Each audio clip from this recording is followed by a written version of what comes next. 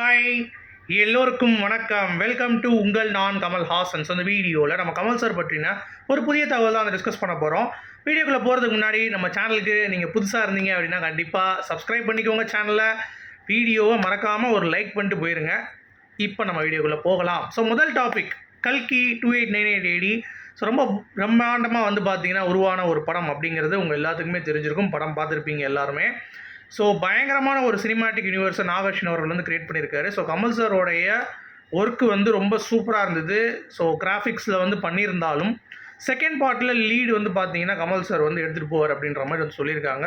So ரொம்ப சூப்பராக climax வந்து முடிச்சிருந்தாங்க. அதில் மெயினாக கிளைமேக்ஸில் கமல் சார் பேசுகிற டைலாக்கு என்னடா இது இத்தனை வருஷம் முன்னாடி பேசியிருக்காரா அப்படின்ற மாதிரி பயங்கரமான ஒரு டாபிக்ங்க. அதாவது வறுமையின் நிறம் சிறப்பு அப்படின்ற ஒரு படம் 1980s வந்து வெளியாச்சு கமல் சாரில் உடைய படம். அதில் அவர் வந்து இந்த பெரிய டைலாக் வந்து பேசியிருப்பார். கல்கியில் கிளைமேக்ஸில் பேசின டைலாக் அப்படியே வந்து பேசியிருப்பார். அது மட்டும் கிடையாது, சூப்பர் சிங்கர் ஒரு சீசனில் வந்து பார்த்தீங்கன்னா கமல் சார் வந்து அந்த டைலாக் பேசியிருப்பார். ஸோ அது வந்து ரொம்ப ஃபேவரட்டான டைலாக் கமல் சாருக்கு அப்படிங்கிற மாதிரி தோணுது. ஸோ அதை நாகார்ஜுன்கிட்ட கொடுத்து நாகார்ஜுன் அதை அப்ரூவ் பண்ணி அதை இந்த கல்கியில் வச்சுருக்குது அப்படிங்கிறது வந்து பார்த்தீங்கன்னா கமல் சாரோடைய ஒரு நாலேஜை அவ்வளவு அழகாக ட்ரான்ஸ்ஃபர் பண்ணி நாகார்ஜுன் யூஸ் பண்ணி கல்கியில் அதை வைத்திருப்பது வேற லெவல். அதுவும் அதெல்லாம் நம்ம பார்க்கும் பொழுதும் கேட்கும்போதும் பயங்கர கூஸ்பம்ஸாக இருந்துச்சு. எனக்கு தெரிந்த நண்பர் ஒருத்தர் வந்து அனுப்பியிருந்தார், இந்த மாதிரி பாருங்கள் பிரதர் எவ்வளோ சூப்பராக வந்து கமல் சார் வந்து பேசியிருக்காரு பாருங்கள் 1980s அப்படின்ற மாதிரி சொன்னேன். நானும் ஆடி போயிட்டேன். உலக நாயகன் தான் அப்படின்றத திருப்பி வந்து பார்த்திங்கன்னா ப்ரூவ் பண்ணிகிட்ருக்காரு அப்படிங்கிறது பார்க்க முடியுது. அடுத்து கல்கி 2898 AD வந்து பார்த்தீங்கன்னா இது வரைக்கும் முதல் நாள் கலெக்ஷன் வந்து போயிடுச்சு. ஸோ அதற்கான அப்டேட்டும் வந்துருச்சு. அஃபீஷியலாக வைஜெயந்தி மூவிஸ்லேருந்தே வந்து கொடுத்துட்டாங்க. 191.5 crores வந்து படம் மேக் பண்ணியிருக்கு அப்படிங்கிறது தான். இது RRRோட பாகுபலியோட கம்மி. பாகுபலி 2 RRR பாகுபலியை முந்திருச்சு. ஓகேங்களா? சரி, அப்போ எப்படி அப்படின்னு சொல்லி நீங்கள் கேட்டிங்கன்னா இந்தியா வைஸ் இங்கிலாந்து அதான் கல்பிரிட். ஸோ நிறைய பேர் வந்து பார்த்தீங்கன்னா இந்தியா வைஸ் இங்கிலாந்து வந்து பார்க்க ஆரம்பிச்சிட்டாங்க அப்படிங்கிறது உங்களுக்கு தெரியும். ஸோ அதனால் நேற்று கொஞ்சம் டல்லு தான். ஆனால் வெள்ளிக்கிழமை நேற்றோட இன்றைக்கி வந்து அதிகமாக இருக்குது அப்படிங்கிறது தான். ஸோ 200 கோடி மேலே கண்டிப்பாக தாண்டிடும். ஸோ 2வது நாள் RRRம் பாகுபலியும் கொஞ்சம் குறைஞ்சிருச்சு. ஆனால் கல்கி 2வது நாள் வந்து ஏறிடுச்சு அப்படிங்கிறது தான். பட் சாட்டர்டே திருப்பி ட்ராப் ஆகும். ஏன்னா இங்கிலாந்துக்கு தோற்று வெளியே அனுப்பிச்சாச்சு இந்தியா. ஸோ இந்தியாவும் சவுத் ஆஃப்ரிக்காவுக்கும் மேட்ச் இருக்குது அப்படிங்கிறதுனால சாட்டர்டே உடைய இது எப்படி இருக்குன்னு தெரியல. பட் சண்டே திருப்பி பிக்கப் ஆயிரும். அப்புறம் இந்த படம் வந்து நல்லா உருவாக்கியிருக்கனால மண்டே அப்படி இப்படின்னு போயிட்டு நல்லா ஒரு 1000 கோடி ரூபா கன்ஃபார்மாக ஷுவர் ஷாட் வந்து அடிக்கும் அப்படிங்கிறதுல எந்த ஒரு மாற்று கருத்தும் இல்லை. அந்த அளவுக்கு வந்து இந்த படத்துக்கு ஒர்க் பண்ணியிருக்காங்க அப்படிங்கிறது தான். அடுத்து கமல் சார் ஸ்பெஷலாக ஒரு ப்ரெஸ் மீட் வந்து கொடுத்தார் கல்கிக்கு. அதில் வந்து சினிமா அப்படிங்கிறது வந்து ஒரு தனி மொழி, ஆடியன்ஸுக்கு இது புரியும் இது புரியாது அப்படின்ற மாதிரி யாருமே வந்து டீகோட் பண்ண முடியாது.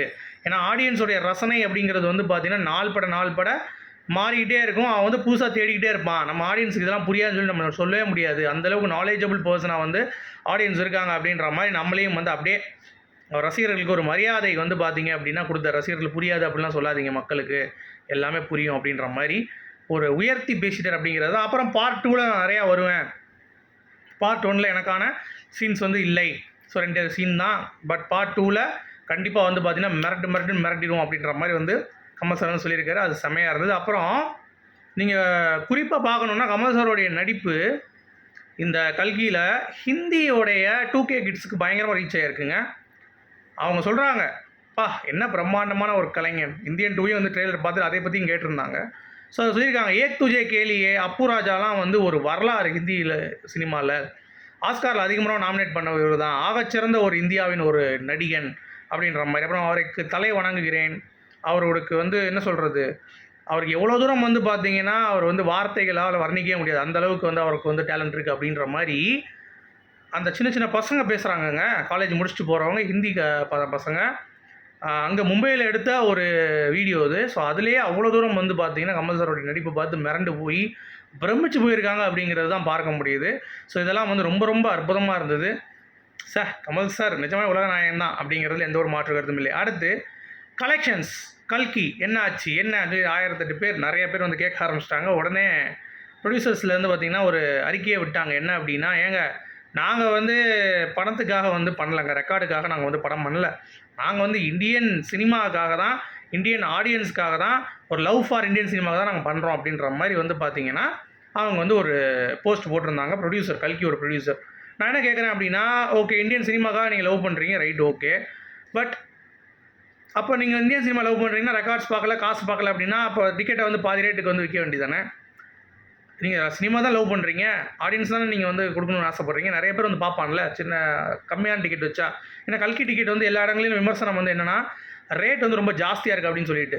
இந்த மாதிரி போஸ்ட் போடுறதுலாம் வந்து உருட்டி ஆடியன்ஸ் வந்து முட்டாள் நீங்கள் நினைக்க வேண்டாம். என்னமோ நாங்கள் வந்து ரெக்கார்டுக்காக படம் பண்ணல, நாங்கள் வந்து இந்தியன் சினிமாவுக்கு தான் படம் பண்ணுறோம், நாங்கள் வந்து பார்த்தீங்கன்னா ஒரு பெர்ஃபெக்ட் குவாலிட்டியில் கொடுக்க போகிறோம் படம் அப்படின்றதுக்காக தான் பண்ணுறோம். அப்போ வந்து காசு முக்கியம் கிடையாது, ஓசியாக போட்டுருவீங்களா? அப்படிலாம் கிடையாது. இல்லை, பாதி ரேட்டு கூட உங்களால் ஆக்க முடியாது. அப்படிங்கிறதுனால இந்த மாதிரிலாம் வந்து ஈர வெங்காயத்தனமாலாம் வந்து போடாதீங்க. அதில் நிறைய நெகட்டிவ் கமெண்ட்ஸ் தான் கீழே வந்துச்சு. அப்புறம் என்னதுக்கு காசு கேட்குறீங்க அப்படின்ற மாதிரிலாம் வந்து போட்டிருக்காங்க சந்தானம் டைலாக்லாம்.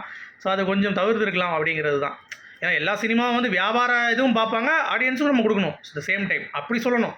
நாங்கள் வந்து ஒன்லி நாங்கள் love for Indian cinema, audience love பண்ணுறோம் அப்படிலாம் ஓட்டிகிட்டு இருந்தால் என்ன ஆகுறது அப்படிங்கிற மாதிரி தான் நம்ம சொல்லணும். ஸோ அதை வந்து அவங்க தேவையில்லாமல் வந்து போட்டிருக்காங்க அப்படிங்கிறது தான் நமக்கு வந்து தோணுது. ஓகேங்களா. அடுத்து ரொம்ப முக்கியமான ஒரு அப்டேட் என்ன அப்படின்னா, இந்தியன் 2 மலேசியாவில் நியூ சென்ட்ரல் மாலில் சித்தார்த், எஸ்ஜே சூர்யா, கமல் சார் சும்மா மலேசியாவை தெறிக்க விட்டுருக்காங்க. கமல் சார் அப்படிப்பட்ட ஒரு ஸ்பீச்சாங்க, வேறு லெவலில் பேசியிருக்காரு. ஒரு வைப் கிரியேட் பண்ணியிருக்காங்க. எப்பயுமே வந்து கமல் சார் அந்த மாதிரி வந்து பார்த்ததில்ல. பயங்கரமாக செலிப்ரேட் பண்ணுற மாதிரி, அப்படியே கொஞ்சம் ஆரவாரப்படுற மாதிரி நிறைய விஷயங்கள் வந்து பார்த்தீங்க அப்படின்னா அவர் வந்து பேசியிருக்காரு. என்னடா சீக்கிரம் தான் அனுப்புங்கடா அந்த ஃபுட்டேஜ் இருந்தால், ஆக மொத்தம் மலேசியாவை அதிர வச்சிட்டார் அப்படிங்கிறது தான். சும்மா பின்னி பிழடுத்துட்டாங்க. ஸோ இந்தியன் 2 ட்ரெய்லர் ஏற்கனவே 10 மில்லியன் வியூஸ் வந்து தொட்டுருச்சு அப்படிங்கிறது உங்கள் எல்லாத்துக்குமே தெரியும். படத்தோட எக்ஸ்பெக்டேஷன்ஸ் பயங்கரமாக இருக்குது. இந்த மாதிரி டைமில் தான் இந்தியன் 2க்கு தடை அப்படிம்பாங்க. என்னடா அப்படின்ற மாதிரி நம்ம போய் விசாரித்தோம் அப்படின்னா, வர்மக்கலை முத்திரை இருக்குல்ல, அதில் ஆசான் ராஜேந்திரன் அவர்கள் இந்தியனில் வந்து பார்த்திங்கன்னா ஒரு பேர் வரும், நாங்கள் வந்து அவர் மூலமாக இன்ஸ்பயர் ஆகிருக்கோம் அப்படின்ட்டு. ஆனால் இந்தியன் 2ல் அந்த போர்டு இல்லை. ஸோ நாங்கள் வந்து தடை போய்க்கிறோம், அந்த படம் வந்து வெளியேறக்கூடாது, எங்கள் பேரை நீங்கள் யூஸ் பண்ணல, நாங்கள் தான் அது பண்ணணுங்கிறது நீங்கள் சொல்லணும் அப்படின்ட்டு. என்னப்பா இந்தியனில் அது போட்டாச்சு, இந்தியன் 2லையும் அது போடணும் அப்படிங்கிறது ஒரு பக்கம் நியாயம்தான். சரி ரைட்டு, கேட்டாங்கல்ல, உடனே இவங்க தடை இடையெல்லாம் எழுதாதீங்க, அது ஜூலை 9 வரைந்த விசாரணை, அது சங்கர் சார் வந்து இப்போயே சொல்லிட்டார், அதெல்லாம் பண்ணிக்கலாம் அப்படின்ற மாதிரி, அதெல்லாம் பெரிய விஷயமே கிடையாது அப்படின்னு சொல்லிட்டு. ஸோ வர்மக்கலை அவருடைய பேர் வந்து பார்த்திங்கன்னா இடம்பெறும், அதெல்லாம் ஒன்றும் சப்ப மேட்ரு, அதுக்காக படம்லாம் வந்து நிப்பாட்ட மாட்டாங்க அப்படிங்கிறது தான். சரிங்களா. அடுத்து கமல் சார் ரஜினிகாந்த் பற்றின சில சூப்பரான ஃபேக்ட்ஸ் வந்து சொல்லியிருக்காரு. அதாவது என்னென்னா, ரஜினிகாந்தோட நட்பு அப்படிங்கிறது எங்களுக்கு 2 பேருக்கும் ஒரே குருநாதர். சரியா, நாங்கள் 2 பேரும் போனது வந்து பார்த்திங்கன்னா பாதைகள் வேறு, ஆனால் பயணம் ஒன்று.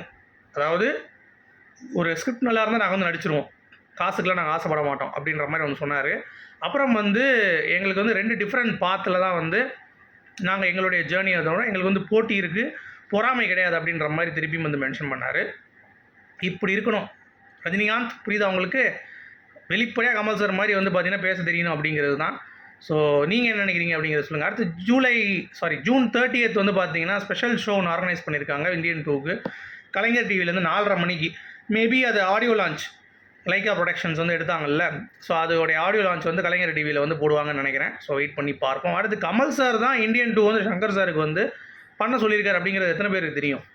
அதாவது சங்கர் சார் வந்து டப்பிங்கில் இந்தியனில் பேசும்பொழுது கமல் சார் சொன்னாரா, அந்த மாதிரி என்னப்பா இந்தியன் சூப்பராக வந்திருக்கு, இந்தியன் 2 ஒன்று பண்ணலாமே அப்படின்ற மாதிரி சொன்ன உடனே, சார் இன்னும் திடீர்னு கேட்டிங்க, எனக்கு இந்த ஸ்டோரியே இல்லை சார் அப்படின்ட்டுருக்காரு.